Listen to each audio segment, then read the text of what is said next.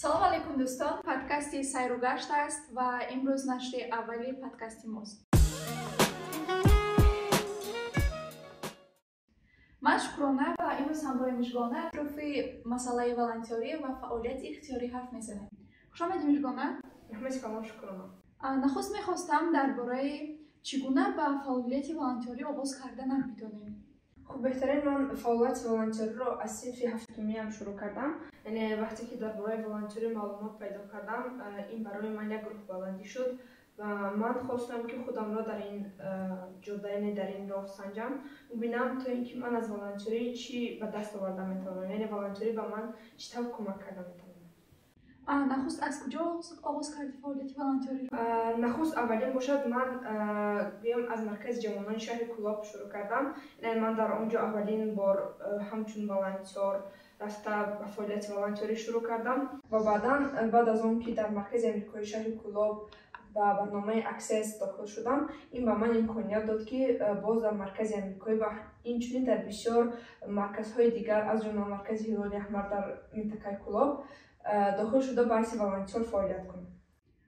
خوب بهترین Мижгона рости гап ман ҳам хатмкунандаи барномаи Access ҳастам ва аз замони шурӯъ шудани ҳамин барнома ман дар фаъолияти аввалини волонтёрии худамро дар ташкилоти ҷамъияти ҷавонони пешсафи шаҳри Панҷакент оғоз кардам ки аз он замон аллакай 6 сол мегузарад ва мехостам донам ки вақте ки ту ба фаъолияти волонтёрӣ оғоз кардӣ падару модар ва наздиконат дар чӣ ақида буданд? рости гап падару модари ман сараввал чунин ақида доштанд ки волонтёрӣ як кори бемузд аст, яъне ҷавононро ҳамчун намедонам шахсиятҳои бекор гуфта ҳамчун ба корҳои ҷамъиятӣ махсусан замонҳое ки мо барои тоза кардани шаҳри худамон ҳамчун ҷавонҳо сангузорӣ мекардем, дар он замон онҳо чунин тасаввурот доштанд ки моро бепул кор мефармонанд ё ин ки ба мо аз бекории зиёд мақсад дар хона аз бекор ҳастем, аз ҳамин сабаб мерем рафта ба волонтёрӣ машғул мешавем. Ин онҳо сараввал чунин яъне гӯям чунин ақида буданд ва баъд аз он ки ман дар шеҳре ки дар боло қайд кардем дар бисёр марказҳо волонтёр шуда бисёр малакаҳоро ба худам касб кардам, ин барои онҳо равшан шуд ки волонтёрӣ танҳо кори бемузд ё ин ки беҳбудӣ буд дар ҳаёти ту, вале ин як беҳбудии калон буд ва дар айни замон бошад падару модари ман розӣ ҳастанд ба волонтёрии ман. Ҳатто онҳо мегӯянд ки хоҳару бародаратро низ дар ин кор ҷалб кун то ин ки онҳо низ чунин маҳоратҳоро ёд гиранд. бениҳоят таҷрибаи хуб ва лекин мисоли ман дигар гуна буд. вақте ки падару модари ман ва оилаи ман фаҳмиданд ки ман мехоҳам волонтёр шудан, онҳо ягон ҳаракати ғайритабиӣ нишон надоданд. онҳо дар бораи волонтёрӣ омӯхтанд, маро пурсиданд ки ин чӣ гуна фаъолият аст ва ман ҳам вақте ки фаҳмондам, вақте ки диданд ки аллакай дар ҳаёти ман беҳбудӣ мешавад, вақте ки диданд ки ман ба самти мусбат тағйир мекунам ва роҳи худро меёбам, аллакай зиддият нишон надоданд ва хеле хуб аст ки ҳозир падару модари ту низ дар чунин ақида ҳастанд ки волонтёрӣ як роҳ нишон медиҳад ҳар як инсонро. акнун мехостам донам ки ба фикри ту фаъолияти волонтёрӣ барои чӣ муҳим аст? фаъолияти волонтёрӣ махсусан аз таҷрибаи шахсии худам мегӯям барои ҳар як ҷавон бениҳоят муҳим аст. яъне ин як гӯям ӯҳдадории муҳим ҳаст барои ҳар як ҷавон. ман чунин гӯям ба як хулосае омадам ба хотири чӣ? Ба хотири он ки масалан ман сараввал худамро агар якчанд сол пеш аз волонтёрӣ ва алон мақсад ҳамин замони худамро дар назар дорам ба ёд меорам, ман аввал чунон мақсад аз сухан гуфтан дар бари ҷамъият дар байни одамон ё ин ки баён кардани фикри худам ё ин ки дар ягон мушкилӣ саҳмгузор будан ё ин ки барои вай ягон мушкилиро ҳал кардан, ман аввал метарсидам аз хато кардан, аз гапи ноҷо гуфтан ё ин ки шояд мардум маро нафаҳмад, шояд намедонам, дар дили ман тарс зиёд буд. аммо яке аз мақсад роҳҳое ки волонтёрӣ ба ман кӯмак кард ва барои рушди ман як саҳми азимро гузошт, ин озод сухан гуфтан аст. яъне ман озод акнун сухан мегӯям. ман худамро ҳамчун як ҷавони гӯям озоду дар як давлати демократию як ҷавони соҳиби ихтиёр ҳис мекунам. яъне ман фикр мекунам ки ин яке аз беҳтарин гӯям чизҳо, яке аз беҳтарин фаъолияти як беҳтарин чизе аст ки ба ман волонтёрӣ дода буд? Ташаккури зиёд мекунам. Ман мехостам дар бораи чӣ гуна таъсир расонидани волонтёрӣ дар зиндагии худ метавонад кунад.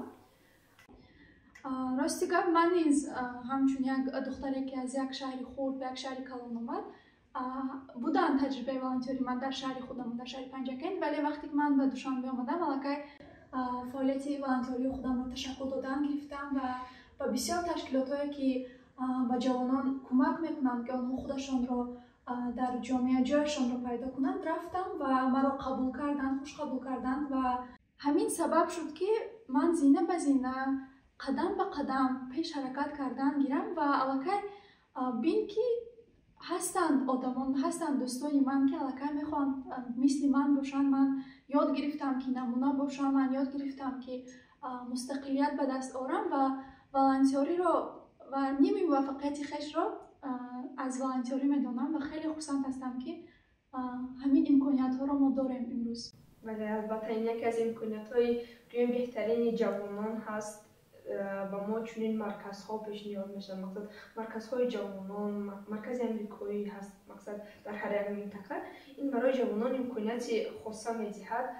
Навобаста аз мақсад малакаҳои худ метавонанд дар ҳамин ҷиҳат забондонии худро, дониши худро дар ҳар самт мақсад инкишоф диҳанд. Ин бениҳоят барои онҳо хуб аст. Дуруст қайд кардем Мижгона. Вақте ки ман ҳам дар соли аввали донишгоҳ мехондам, як дӯстам ба ман маслиҳат доданд ки дар як чорабинии ЮНИСЕФ Тоҷикистон иштирок кунам ва инҷо низ маро хуб қабул карданд ва шинос шудем бо ҷавонони пешбаранда, ҷавонони пешрафт, ҷавононе ки худро ҳар рӯз дар ҳоли ташаккул додан ҳастанд, беҳтар кардан ҳастанд ва ба ман ҳамин ҷомеа, ҳамин муҳит хеле писанд омад ва ман хостам ки ман низ аъзои ҳамин муҳит, аъзои ҳамин гурӯҳ бошам. Ин гурӯҳи машваратии ҷавонон дар назди ЮНИСЕФ буд ва маҳз ҳамин гурӯҳ гӯем сабаб шуд ки ман бисёр малакаҳои худро аз ҷумла суханварӣ, малакаҳои ҳаллу фасли масъалаҳои иҷтимоӣ ва малакаҳои фикронии танқидӣ ё худ фикронии интиқодиро ташаккул диҳам дар худ ва хуб мешуд ки ҳамаи ҷавонон ба ҳамин самт рӯй меоварданд. Ҳамаи ҷавонон дар фикри ташаккули аввал худ ва пас он ҷомеа мешуданд ва ҳоло мехоҳам донам ки ба назари ту чӣ афкори шахшудае ҳаст ки ба рушди волонтёрӣ монеа мешавад? Яъне чӣ хеле ки ман гуфтам, як маротибаи дигар яке аз ҳамин фикрҳои шахшудаи асосан ки барои ҷавонон бениҳоят гӯем таъсири баъди худашон мерасонад, ин кор кардани мақсад ҷавонон.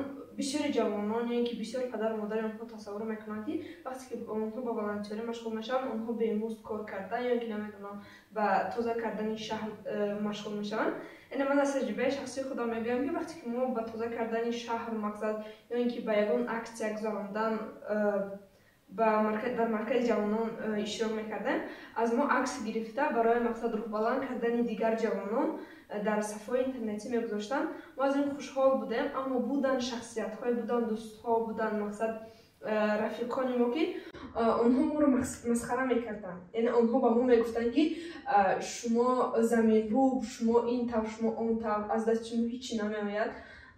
Аммо баъд аз гӯем якчанд муддат гузаштан, вақте ки онҳо диданд ки мо ба тавассути ҳамин корҳо дар чӣ корҳои мақсад бузурги шаҳр ё ки дар чӣ корҳои дар чӣ ҷамъиятҳо ё ки дар ҳама ҷамъомадҳое ки бузургу хурде ки дар шаҳр мешуданд ба мо ҳамчун волонтёр гуфта мақсад муроҷиат мекарданд, моро ҳурмат мекарданд, иззат мекарданд, чунон ки шумо ҷавонони фаъоли шаҳр ҳастед.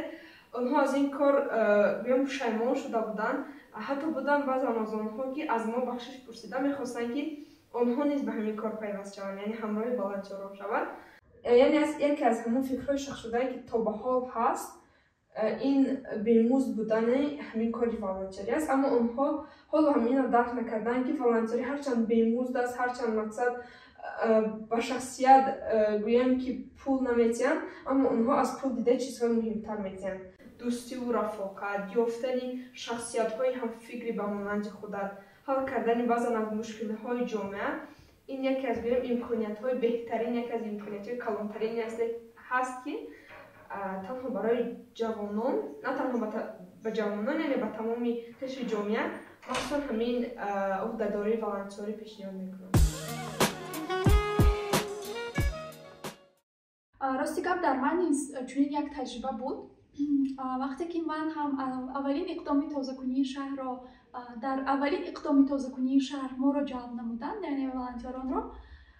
шаҳри мо шаҳри кӯчак аст, шаҳри хурд аст ва вақте ки аввалин бор мо ба тоза кардани хиёбонҳои шаҳр рафтем, ҳама одамон ба ду қисм ҷудо шудагӣ буданд.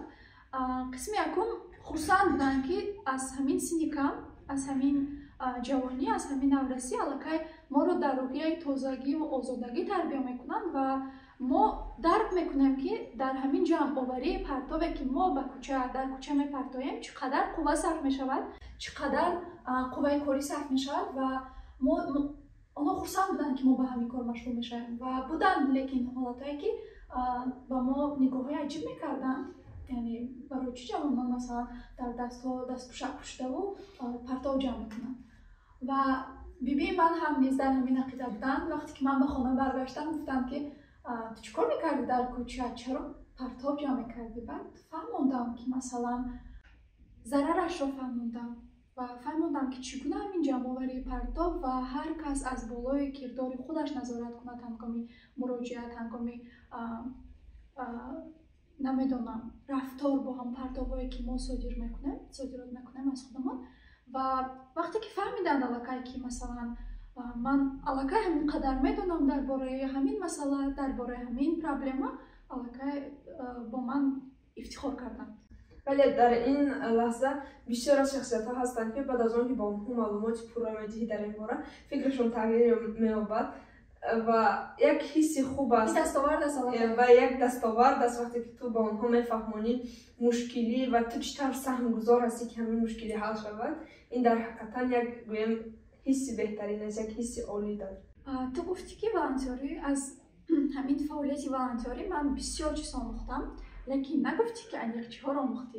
дар бахши кор ба ҷавонон дар шаҳри Кӯлоб дар замоне ки мо волонтёр будем оид ба мавзӯъҳои ҳуқуқи кӯдак, ҳуқуқи зан, ҳуқуқи шахсони дорои маъюбият дошта, дар бораи яъне мо кӯшиш мекардем ки ҳар ҳафта рӯзҳои шанбе ба машқҳои пагоҳи рӯзӣ машғул шавем, то ин ки саломатии худро нигаҳ бидорем, то ин ки инчунин дар бораи мавзӯъҳои яъне тарзи ҳаёти солим мо бисёр тренингҳо, семинарҳо мегузоштем ки ин ба мо гӯем кӯмак кард то ин ки на танҳо ба волонтёрӣ машғул шавем, инчунин ба тарзи ҳаёти солим машғул шавем ва ин ба мо як гӯем дастоварди дигар буд ки вақте ки ман меомӯхтам, ман ҳама ин чизро ба хотири худ мегирифтам ва кӯшиш мекардам ки чунин ҳамин равиши корҳоро дар оила низ яъне нишон диҳам ба падарам, ба модарам. Ман ҳар рӯз рафта онҳоро мешинондам, гӯем як семинари дигар мешуд дар хонаи мо, як тренинги дигар мешуд. Мо онҳоро мешинондам, мегуфтам мо чунин имрӯз инро гузаштем, ин чунин будааст, ин чунин будааст.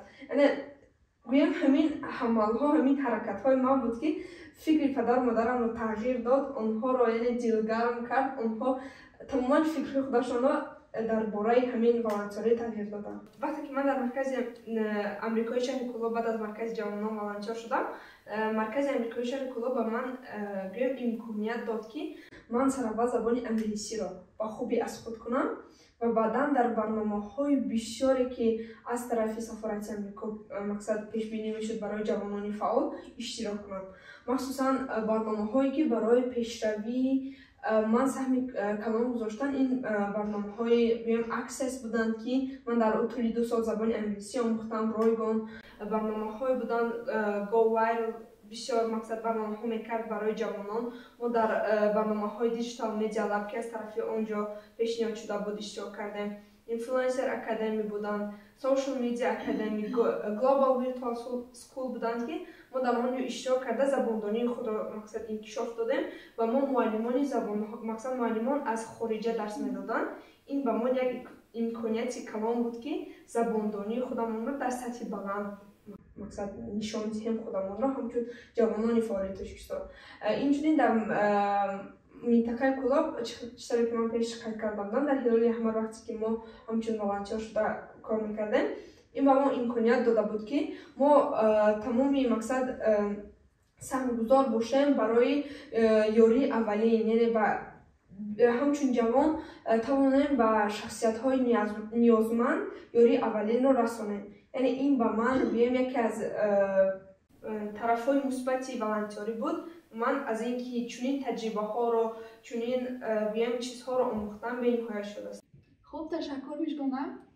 راستی گپ درباره فعالیت مقدس والنتیری هر چقدر هم که سخن گویم کم است و من فقط همین را می‌خواستم قید کنم که والنتیری در زندگی من راه نشان داد. من در این سمت خود را یافتم و رسالت زندگی خود را یافتم. همدرد بودن با مردم، بالاتر از خود یک کس را فکر کردن و پیش از خود یک منفعتی تمام جامعه را فکر کردن و همین منفعت را حفظ کردن، من همین فعالیت به من داد. و خوب دوستان، تشکر زیاد که با ما بودید. می‌گویم تشکر زیاد برای یک صحبت صمیمی. اگر شما نیز دوستان یگان جوانی فعال کشورمان را میشناسید، با ما نویسید تا ما با هم صحبت شویم. تشکر.